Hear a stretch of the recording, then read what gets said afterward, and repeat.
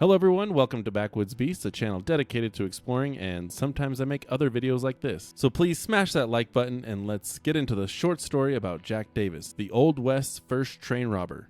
Andrew Jackson Davis, also known as Big Jack or Smiling Jack, started out as an honest miner. A well-educated and intelligent man, Jack had been mining in the Sierra Nevada mountain, but when he didn't find his fortune in gold, he moved to the Comstock Lode in Nevada Territory in late 1859. Rather than carrying on the back-breaking work of actual mining, he felt that his fortune might be made in providing services to the miner. He soon built the first stable in Gold Hill. As he soon grew tired of shoveling hay, grain, and manure, Davis then leased a small bullion mill in 6 Mile Canyon east of Virginia City, Nevada. The mill, in addition to providing services to area miners, was also doing a bit of underhanded work. Smiling Jack was shipping more processed ore than he was buying.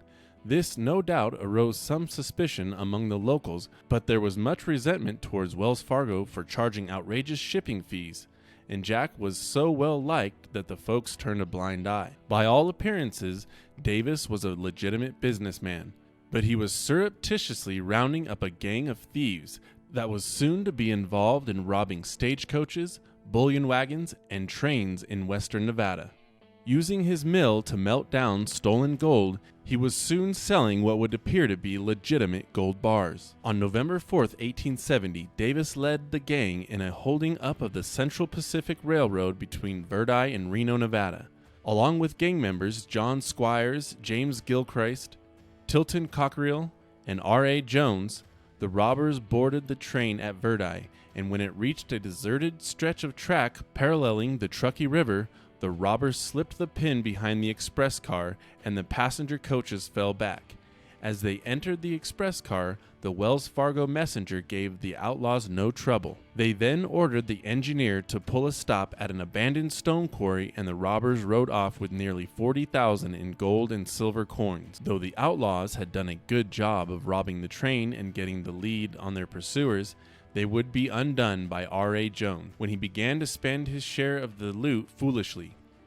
Unable to explain his newly found wealth, he was picked up for questioning in the robbery, soon confessed, and named the others. Much of the stolen cash was said to have been returned to the company, but the rest was allegedly buried along the north bank of the Truckee River. All 5 men were sentenced to serve time in Nevada State Prison. Davis was sentenced to serve 10 years. In 1871, 29 prison inmates broke out in the largest prison escape in the West. The inmates included 3 Verdi train robbers. Though Davis could easily have left with the others, he refused.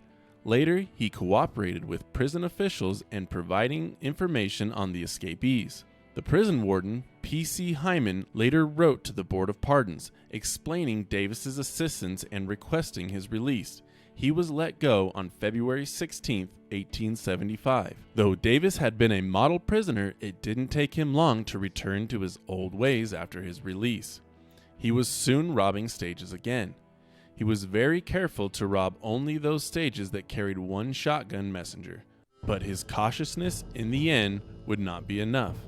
On September 3, 1877, he went to rob a stagecoach at Warm Springs, Nevada. During the attempted robbery, he was shot and killed. Treasure hunters have long searched in 6 Mile Canyon and along the Truckee River looking for the gold that Davis was said to have buried, without success. Another legend abounds that the treasure is protected by the ghost of Jack Davis, who appears as a white, screaming phantom to scare away the hunters. Thanks for watching this video. Please like it if you did, and let me know in the comments what you thought. If you want to follow on my other adventures, please consider subscribing. Thanks for watching, and I'll see you out there.